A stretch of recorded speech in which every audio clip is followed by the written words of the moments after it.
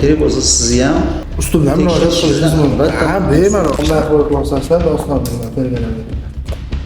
Qarshimasiz? Sizga konkret savol bor. Muammolarni biz bartaraf qilib qo'yamiz deb va'da bergansizlar, to'g'rimi? Qaysi lavozimda faoliyat olib borasiz? bosh vrach. Siz shifoxonangizga 300 million so'm pul ajratilgan. Xodimlar majburan chaqirilgani yo'qmi siz tomonidan? Tekshiruvchilar o'rganishdi jarayonida Necha ming dollarga olingan? tez yordam shoxobchasiga yo'naltirilgan pul. Davlat tomonidan sotib olib berilgan. Bu bo'lim o'z faoliyatini ko'rsatmayapti. Demak, mana 8 oydan beri mana shu muammoligicha turibdi. Bu kamchilikmi aka? Asbobirjon haqida gapiryapmiz.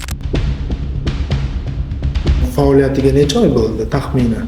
Biz pulli xizmatda reja qo'ygan. Rejani bajarish uchun kasallik ko'chadan chaqirib kelmasa kerak, javob beriladi-ku, to'g'rimi? Beriladi. Hozir aloqasi yo'q deyapsiz. Bugungi kunda byuro chiqarib ular ishga olishga qurbim yetadi.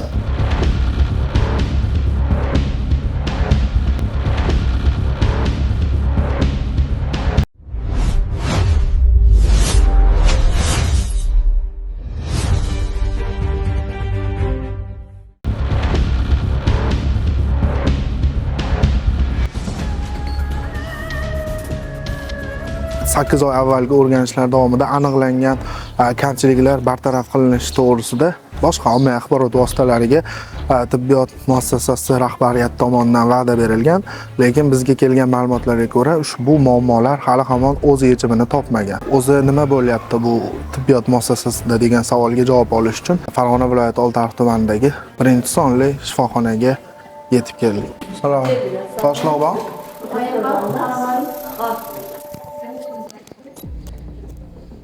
Assalomu alaykum. Alisher aka sizmi?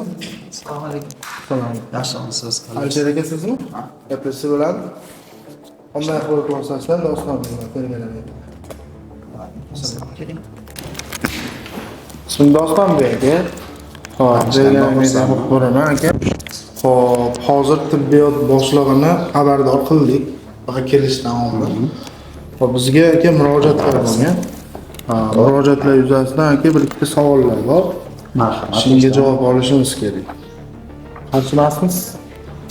Ochiqlik siyosati hozir. Qarshi emasmiz.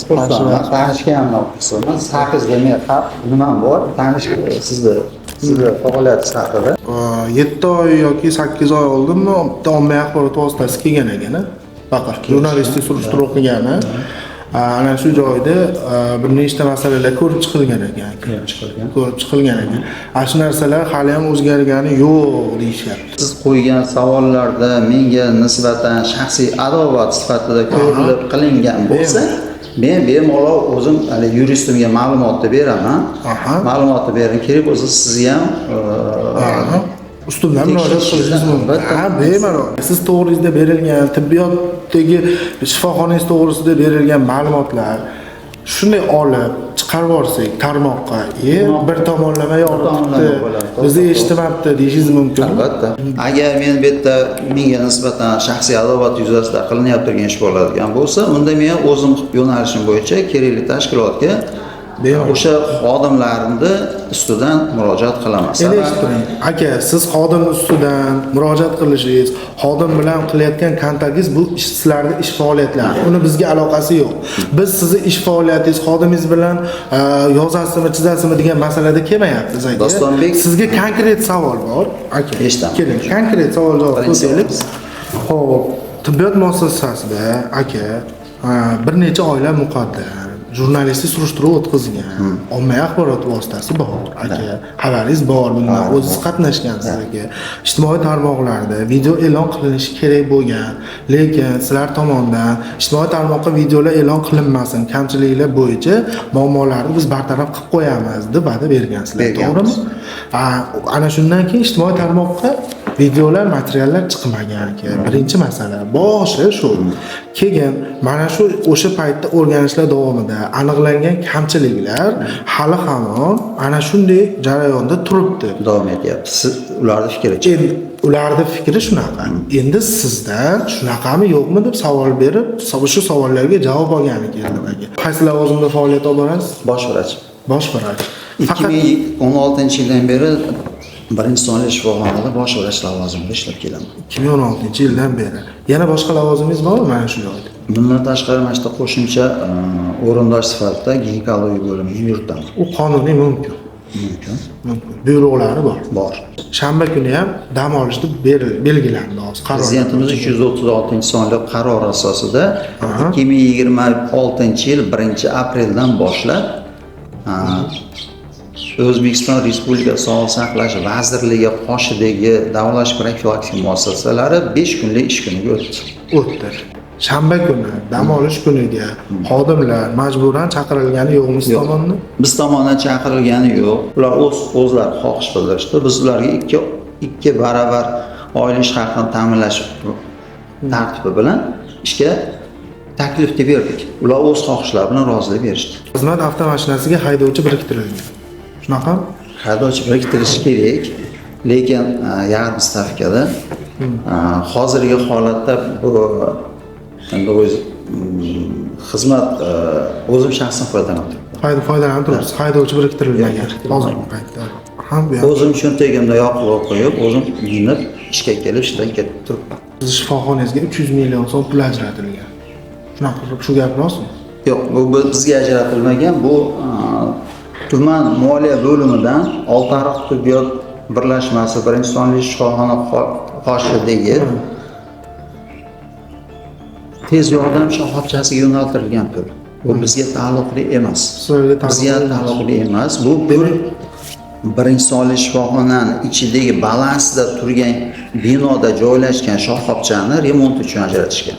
Shoxobchani hisob raqami viloyatda joylashgan uchun ularga ajratilgan summani remont uchun bizga qo'yilgan xolos. Ya'ni sizlarga aloqasi yo'q. Bizga aloqasi undan bir so'mi ham issig'i ham bizga bir so'mi ham sovug'i ham yo'q. Bizga muammo bo'ldi. Sabab huquq-tartibot tashkilotlaridan kelib o'rganish qilindi. Hamma yo'q hujjatlar jo'ydari uchun ular ishda yakun qilib ketishdi. Ya'ni bu masala bo'yicha o'rganishlari huquq muhofaza qiluvchi organlar tomonidan o'rganildi. Bu masala. Shunda siz jalb qilinganmisiz? Jalb qilindi. Endi siz qanday jalb qilinasiz? Hozir aloqasi yo'q deyapsiz-ku. Sizni qaysi maqsadda jalb qilishgan bo'lishi mumkin? Erta kelib tekshiruvchilar o'rganishni jarayonida siz qatnashasiz. Sizning tashkilotingizga bitta huquq-tartibot organidan keladigan bo'lsa, bu kelgan odamni kelib ya'ni o'sha sizni tashkilotingiz ichidagi mana shu birinchi sonli shifoxonani ichidagi o'sha tez yordamga yo'naltirilgan mablag' bo'lgan. Endi rentgen apparati necha ming dollarga olingan, davlat puliga hech kim ishlatmaydi. Xonaga qulflab qo'ygan. Davlatning puliga kelgan xizmat apparatidan foydalanmasdan saqlash mumkinmi? Rentgen masalasi ekan. Rentgen faoliyatidami hozir? Rentgen bo'limimiz faoliyati yo'q, sababi erka mutaxassisimiz yo'qligi uchun hozirgi danniy momentda bu bo'lim o'z faoliyatini ko'rsatmayapti. Rentgen apparati haqiqatan ham portativ rentgen, sifrovoy rentgen apparati olib kelingan. U to'liq faoliyat yuritish uchun bizga bitta rentgen laborant kerak. Bu rentgenni o'zi olinda chiqarilib bo'lmaydi, unga o'ziga yarasha unga ketadigan masalan proyevechil ketadi, suyuqliklar ketadi. Ularni biz zabt qilib olib berishimiz kerak. Bitta bemorga qo'yilayotgan rentgen tekshiruv juda katta 40 ming 50 ming so'mga tushib qolyapti. Bo'ldi, u masalalar tushundim. Bu kamchilikmi aka? Bumi? Kamchilik bo'lasizmi? Yo'q, kadr yetishmovchi. Kadr masalanda bitta bo'limni yuritish uchun bitta xodimni biz o'sha apparatni o'zini tan narxini bekitish uchun Dostonbek kamida 15-20 ta snimka bo'lishi kerak bo'ladi.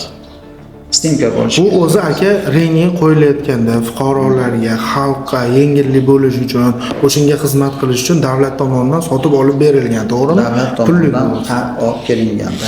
Olib kelingan. Davlat xalqini o'ylab shu narsani qilib bergan. Endi aka eshitib turing.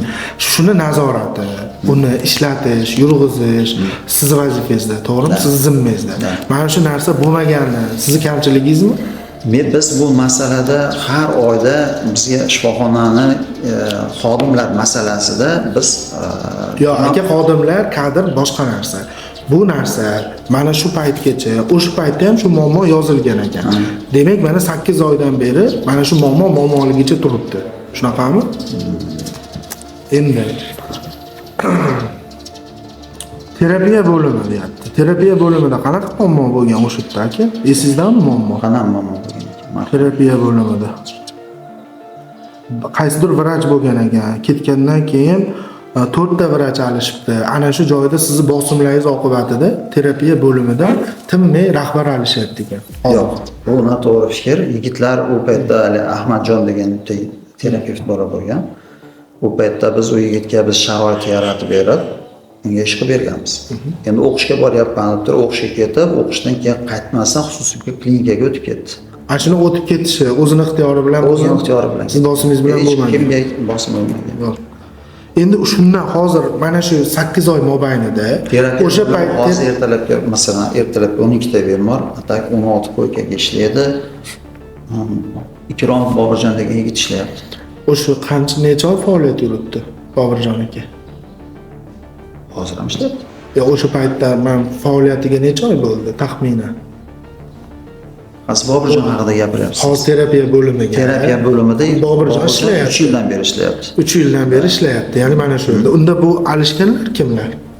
Bulardan oldin kelgan doktorlar. Oldingi kelgan. Bular murojaat qilganiga 8 oy bo'lganda, qanday 3 yil? Bular o'sha eski narsani olib sizga informatsiya masalasida qilib berishyapti.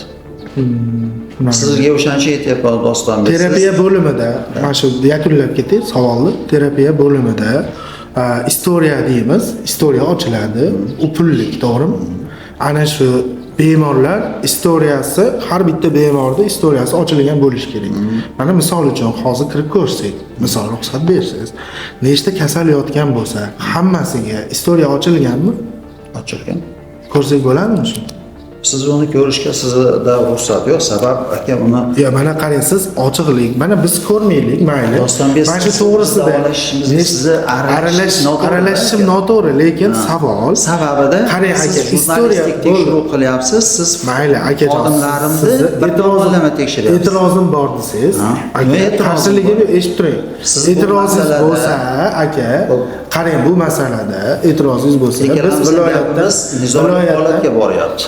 Viloyatdan so'raymiz. Siz jurnalist sifatida savol berib, mendan javob topmasin, yana savolga kirib ketyapsiz. Yo'q, sizdan javob oldim, sizga mumkin emas deyapsiz. Ana shuning uchun keyin reaksiyani bildiryapman. Hozir ana shu jarayonni ko'rsak bo'ladimi desam, yo'q, sizga mumkin emas deyapsiz. Buni qabul qildim. Yo'q, kirib ko'rsatasiz demayapman. Aka, bu to'g'risida biz ma'lumot olishimiz uchun imkoniyatimiz yetarli, aka. Siz hozir kirib ko'rsatmasangiz, biz o'sha yerdan. Yo'q, xodimdan demayapman. Biz yuqori turuvchi tashkilotlardan istoriya bo'yicha, yotilgan kasallar bo'yicha biz bemalol ma'lumot olamiz. Uni sizni xodimingizdan demayapman aka. Ertaga jarayondan biz yuqori turuvchi rahbariyatdan ma'lumot olamiz. Matbuot xizmatidan olamiz aka. Iminoy siz kirib bizga hozir ko'rsatishga majbur emassiz deylik, lekin viloyatdan yoki bo'lmasa respublikadan bu to'g'risida biz ma'lumot olishimiz mumkin. Chunki har bitta istoriya registratsiya qilinadi. Yotgan o'sha yerdagi bemorlar har bittasida eshittirgan tizimi bo'yicha ishlanyapti. Har bir kelgan bemor aka bizni Respublika Sog'liqni saqlash vazirligi tomonidan, boshqarmamiz tomonidan, tibbiyot birlashmasi tomonidan ham, hattoki Moliya vazirligi tomonidan ham ko'rib nazorat qilsa bo'ladi. Ana shu faqat bu saytga maxsus ruxsati borlar kirib ko'rishga endi fuqaro yoki bo'lmasa bir oddiy inson mana shu masala bo'yicha murojaat qilsa javob beriladi-ku, to'g'rimi? Beriladi. Xususiy klinikalar ochilgan sababli o'sha terapiya bo'limlari, lor bo'limi, xirurgiya bo'limlarimiz jichcha oqsayapti. Xirurgiya bo'limimiz hozirgida buyruq bilan berkitilgan. Buni masalan viloyat sog'liqni saqlash boshqarmasini bosh xirurgiya xabari bor. Xat bilan ham chiqamiz tibbiyot birlashmasiga, lekin bo'sh turgan xirurg yigitimiz yo'q ekan, shartda boshqaradigan. Endi har oyda vakansiya beryapmiz. Bu vakansiya urologiya, xirurgiya, endoxirurg и nerpatolog. Ya'ni o'shalar ham vakant. Hozir o'sha xirurgiya agar shu vakant bergan xodimlar kelsa, men hozir bugungi kunda buyruq chiqarib ular ishga olishga qurbim yetadi. 5 yil ichida Nazarov, Mirzachayev, Ahmadjonlar aytyapti, Bobur degan akani aytyapti, Azizbekni aytyapti, buxgalterni, Rasulni aytyapti, Ravshan akani, G'ani akani ishdan haydaldi. Demak, o sizni xodimlarni ishdan olish, ishga olish jarayoni to'g'risida savollar bor. Qanaqa bo'ladi tartib? Nazarov Hamdamjon o'z arizasiga binoan o'tgan yil 25-yili 22-aprelda ishdan ketgan. Shermatov Ravshanbek xo'jalik qismi bo'lgan. U yigit ham ishlashdan bosh tortib ketgan. G'anaka Muslimov degan pediatrimiz bo'lgan bir paytlar. U yigit ishga regular surunkali ravishda kelmasdan faoliyatini ko'rsatmagan. Mirzachev Ilhomjon degan yigit o'sha rentgen bo'limida rentgen laboranti, unga qo'yilgan bizdan masalan bir oyda qo'yilgan reja bo'ladi. Faoliyatini qoniqarsiz darajada olib borgan. Ya'ni qo'yilgan masalan deylik, har bir bo'limda biz pulli xizmatda reja qo'yilgan. O'sha rejani bajarish kerak bo'ladi. Rejani bajarmagandan keyin u yigit bilan bir tomonlama shartnoma bekor qilinadi. U rejani bajarish uchun kasallik ko'chadan chaqirib kelmasa kerak. Har bir bo'limda biz pulli xizmatda reja qo'yilgan. O'sha rejani bajarish kerak.